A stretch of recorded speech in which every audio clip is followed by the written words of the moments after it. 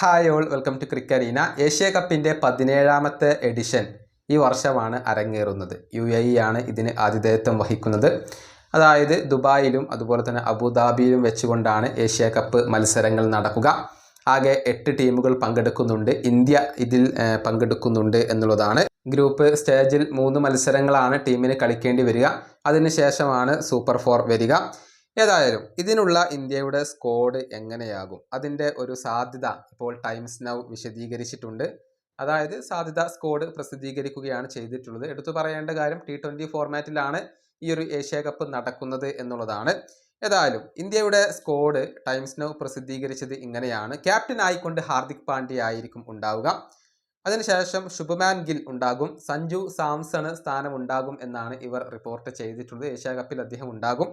അതുപോലെ തന്നെ അഭിഷേക് ശർമ്മ, ശ്രേയസ് അയ്യർ, തിലക് വർമ്മ, റിങ്കു സിംഗ്, ധ്രുവ് ജൂറൽ, അക്ഷർ പട്ടേൽ, വാഷിംഗ്ടൺ സുന്ദർ, ഹർഷിത് റാണ, അതല്ലെങ്കിൽ യശ് ദയാൽ, അതല്ലെങ്കിൽ പ്രസിദ്ധ് കൃഷ്ണ, അർഷദീപ് സിംഗ്, മുഹമ്മദ് സിറാജ്, കുൽദീപ് യാദവ്, വരുൺ ചക്രവർത്തി. ഇങ്ങനെയായിരിക്കും ഇന്ത്യയുടെ ഒരു സ്ക്വാഡ് വരിക എന്നാണ് ടൈംസ് നൗ ഇപ്പോൾ റിപ്പോർട്ട് ചെയ്തിട്ടുള്ളത്. ഏറെക്കുറെ ഇതേ സ്ക്വാഡ് തന്നെയായിരിക്കും, ചെറിയ ചില മാറ്റങ്ങൾ മാത്രമായിരിക്കും അവിടെ സംഭവിക്കുക. ഏതായാലും നിലവിലെ ജേതാക്കൾ ഇന്ത്യയാണ്.